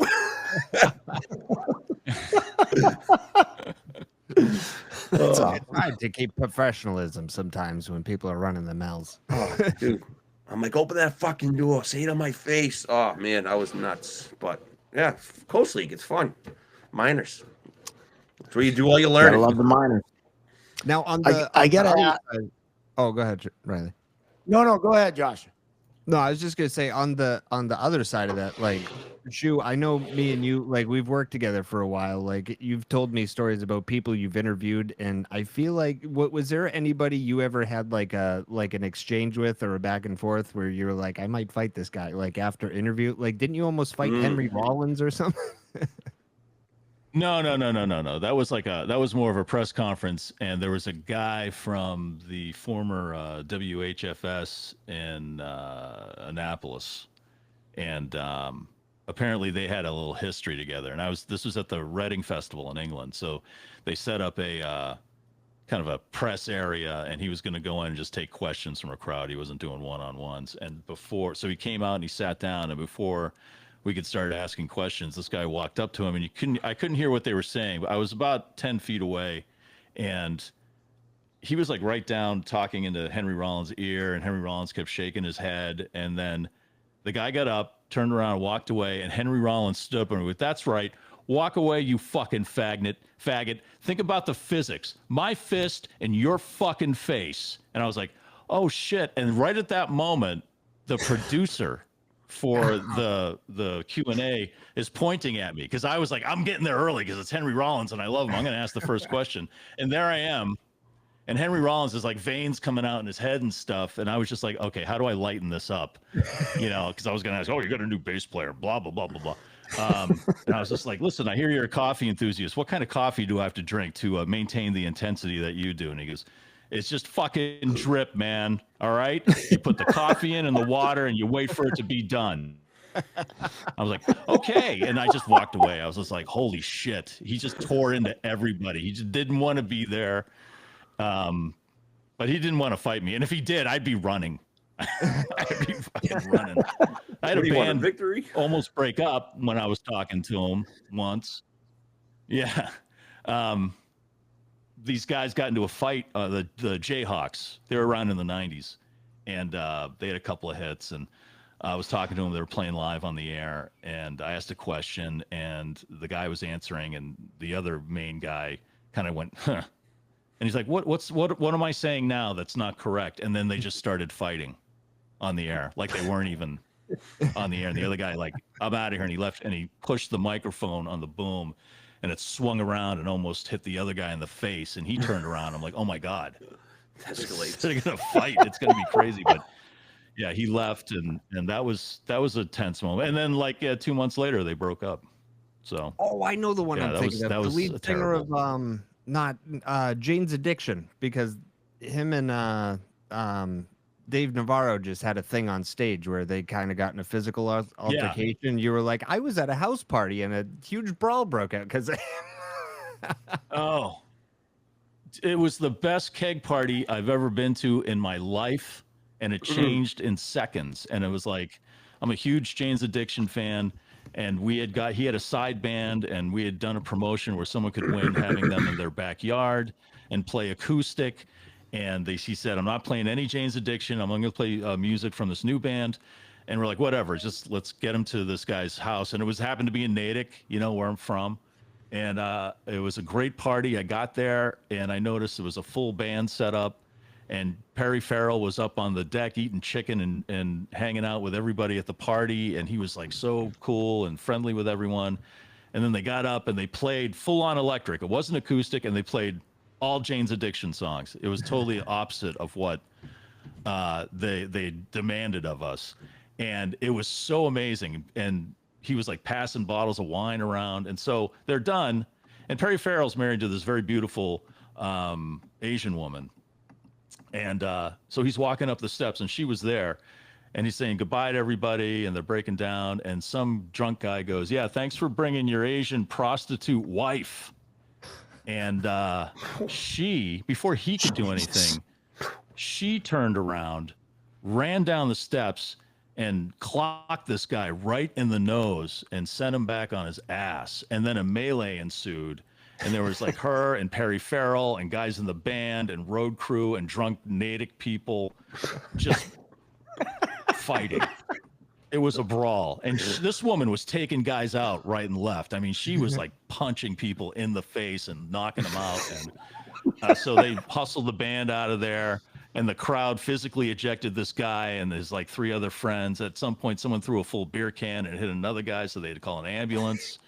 And then those guys came back with like sticks, and they started smashing things. And then there was another huge brawl, and the cops showed up, and they told everybody to get lost. And it was a friggin' mess. And I was supposed to interview him, and I saw like after she punched the guy in the face, I was standing there with like my little recorder and my microphone going, I don't think this interview is going to happen. It was a friggin' mess. And like, it was the best party ever until that one moment. And in 5 seconds, it changed into a nightmare. Again, not my. I wasn't fighting, Josh. All right, that was just him and his wife Seems like you and drunk guys. you attract the violence. You're not a part of it. It just happens. And that party sounds like pretty much every party it's just Gino ever wrong threw in place, college. wrong time. That's awesome. Before we wrap up, there's two things we didn't get to. One, frisbee golf. You're a frisbee golfer.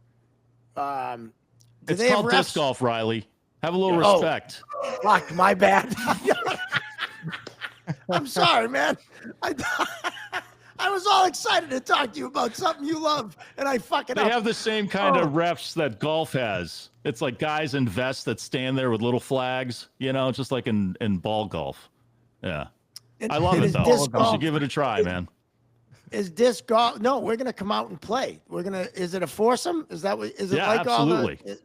Everything's come on like out. golf except you use a disc. It's all the same terms as in regular golf. You're just using discs. Yeah.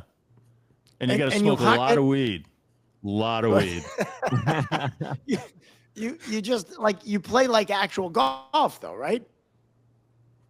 Yeah, it's set up just like golf, and you got 18 holes or baskets. You got for discs, you got putters. You got drivers. Mid-range discs. Yeah, and there's par and the whole deal. It's all the same. It's just you got to get a frisbee in a basket, and it's fun. I love it. It keeps me, it keeps me sane. It keeps me from driving my car into a mall. That's probably a good thing. Yeah. Especially in Worcester. You use different, so there's different sizes or like clubs in the form of different frisbees? Yeah. So, there's the putters will weigh more. The drivers will weigh less. They're engineered differently. Some discs, they'll go to the left. Some will go to the right. You got to manipulate that when you throw it. It's just like regular golf. He has about 75 and so you get different weights and stuff. So How many is it? You got to have different. Like when you play golf, when you play regular golf, do you adjust what clubs you carry to the course you play? No. I'm not that good. I bring the same club and I fucking whack away. I'm not that good to figure. I wouldn't even know which ones not to bring. So I'm the wrong guy to ask that question, but a lot of people do. All right. A lot of people do. And okay. I just thought you. So that's why I have 75 discs. Okay, I didn't realize there were different discs. I thought you just, hucked it, went and got it, hucked it again, kind of like golf. You whack it and you go whack it again. Yeah, there's that. In my case, I huck it and then I go into the woods and I look for it for 20 minutes, and then I huck it again and it hits a tree. Kind of like Riley. And then, that's my golf game, Chew. You just described my last fucking time on the course. Well, I'm gonna have to try the disc then. I'll tell you that. I'll go to Walmart and buy a Whammo and just play with that. Fuck it. Yeah, you come out with a promotional Budweiser frisbee, and we'll teach you how to play. Yeah, that's what we'll do. I think we can handle that, right, Gino? You got a frisbee kicking around? I love it. I got one of those free ones that the kids got. And bring your Six Flags frisbee. Yeah, exactly. Yep. Marshfield Fair every year. There you go. Yeah. Now we're talking. The one you get at the arcade when you trade in your tickets. Yes. Mm-hmm. Oh yeah, most people for that or a Tootsie Roll. Most people don't actually throw those. They bring them home and they break up their weed and roll joints on it. You can buy pipes there too. That's right. Little roach clips with the feathers. Oh, absolutely. Do you carry a disc in a bag? I'm fascinated by this. Did you carry a disc in a bag, like a golf bag? But a disc bag? It's like the one I have looks like a backpack, but it's set up inside to carry, discs. Some guys I play with have carts. They actually have carts, so it's like it's like one of those little carry-on bags you see people pulling along. It's got wheel. These have big knobby tires on them, but they fit like 50 discs in there. Like a bowling bag. Wow. But it's like I just kind of changed my discs out to the course I play, but they like to carry their discs, all their discs all at once, just in case the opportunity pops up or whatever. But yeah, it's you got a disc bag, you wear goofy clothes, just like in regular golf, and and just like regular golf, you smoke a ton of weed and you drink a lot of booze while you play. Perfect. Swing oil. So it's very similar. Gino's in. Oh yeah. Thermos full of vodka tonic or whatever. You just drag it along. That's awesome. I never knew. Man, we'll I play. never knew. Definitely want to come out and play. ESPN has been showing stuff on disc golf, so it's making it into the mainstream. Yeah, I'll tell you what, it's going to be an Olympic sport, I bet, soon enough. I mean, fuck, everything else is. I hope right? so. So I could see I'm going disc for golf. it. If it's in the Oh, Olympics. you should. You should. Of course, the drug testing might be a problem, but yeah, doping is a problem. yeah. Shu actually created another disc golf nut out of one of our former guests on here, Jordan LaValle Smotherman from the Railer, or formerly of the Oh Railer. yeah, he's totally addicted to it now. Really? Yeah. And then when he was out in playing the Innsbruck, Alps. coach of the Innsbruck Sharks, there were disc golf courses, 2 of them in Innsbruck. One of them you had to take a ski lift to. It was like up in a mountain range, like in a meadow and stuff. So you were playing like on the top of this mountain range, and you were like tossing discs down off a mountain. But yeah, it's all over the Scandinavia and I want to say South Korea. It's pretty huge in those areas too. Wow. And don't we have one of the number 1 ranked disc golf? Because I remember when you were talking to Bert Kreischer about it, he was like, the number 1 course is there. I want to go play there. Yeah. And Worcester? Yeah, it was number 1. Yeah, no, it's in Leicester next door. So it's Maple Hill Disc Golf, but they've been downgraded to 3, I think. But that for a couple of years, they were number 1 in the world. They have like one of the world's biggest tournaments, international tournaments there. And wow. When I started playing, the purse at one of those would have been like, $15,000. But in the 10 years I've been playing, that's gone up to like hundreds of thousands. You've got disc golf companies signing guys for millions of dollars now. What? There's a lot, and it's really seriously, it's really catching on. Seriously. I was always good at throwing a frisbee. I got to get into this. I know. I wish I'd started earlier. Wow. What's funny is it's got to be on ESPN because I turned on ESPN 8, the Ocho, and I watched, no shit, they had corgi races, the fucking dogs with the short legs. They had corgi races. I'm not shitting you. And then this Wrong Way Chester or whatever the fucking dog's name was, the year before ran to the finish line, turned around and ran back. And this year he didn't turn around, so he won, and the owner was all proud. It was the weirdest fucking thing. But then it went right into the dodgeball league. And they had the dodgeball league. They got cornhole on there. Well, and after that, they had people who race snowmobiles on grass. Like, it's fucking just bizarre. So I'm down with the disc golf. I'm in. I'll never call it frisbee golf again, ever.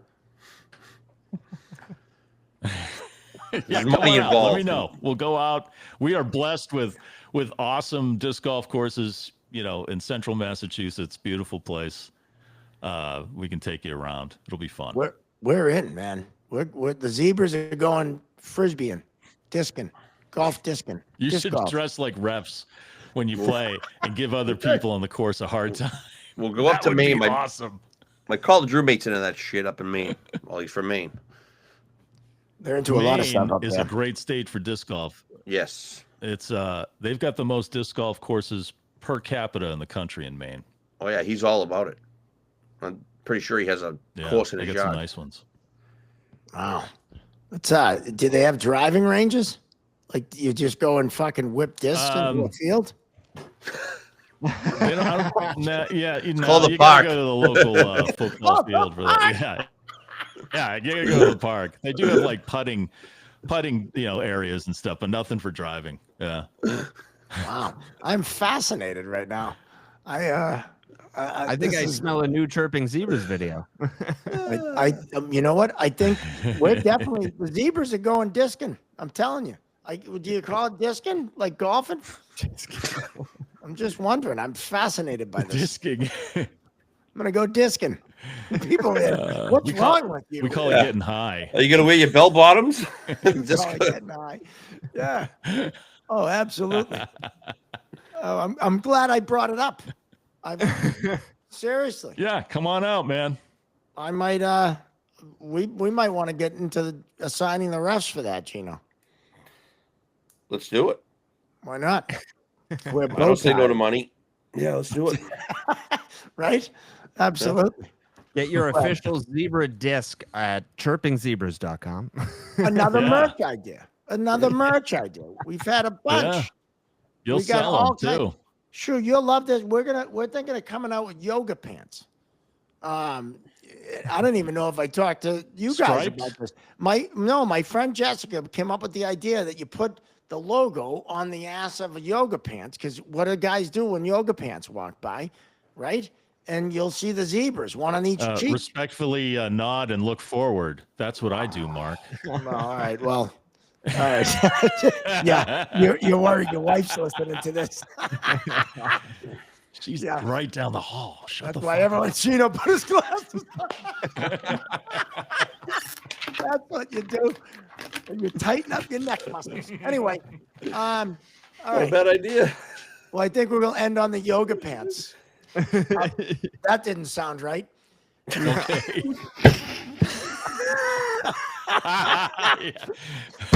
Sounded all right to me. Not the first time I've said that. All right. Shoo, want to thank you for coming on. man. Thank you very much. This was You awesome. you can hear Mike Shue Yeah, on, thanks for having me on, man. That was a lot of fun. you can hear Mike Shue on 100 FM The Pike in Worcester, right? Right on. Yeah, download the Pike app. Listen to us anywhere in the world. Ask your smart speaker to play 100 FM The Pike, please. And pikefm.com. I got to buy more discs. Well, you're gonna need some when we go, because Okay. I tend to lose things. I completely lost my mind during this episode. Well, no, Mike Shue, thank you for coming on. We appreciate it. And you know, we love your stuff, and you're a handsome man. Thank you, Mark. Thank you again. Appreciate that. I hope people are gonna come in. If they come in That's on this called a episode, callback, right? Am I correct? That's a callback? bingo. Call back, baby. I love it. People are going to come into this episode at a certain point and not know what the fuck this is about or what's going on, and I absolutely love it. So we've covered a lot, and I will not summarize for anyone. So, all right. So we want to thank our sponsor, the Referees Crease, your one-stop shop for all your refereeing needs. We want to thank AOA Studios for all the work they do in the editing department and when we tape there in person. We want to remind you to check out Divorced Dad Fitness and drink some protein powder. Watch Full Ride on YouTube with my buddy Pat Shea. And do all those things. But before you do any of those, like and subscribe Chirping Zebras on the YouTube. And have your also friends follow do us it. on the- Yeah, tell your friends to like and subscribe. We need everyone to like and subscribe on YouTube. Also find us on the social medias, the Instagram, the Facebook, and of course, the TikTok. So for Gino Binder Jr. and for Josh Dolan and our guest Mike Shue, I'm Mark Riley. And that's going to do it for episode 65. We'll see you next time right here on the Chirping Zebras.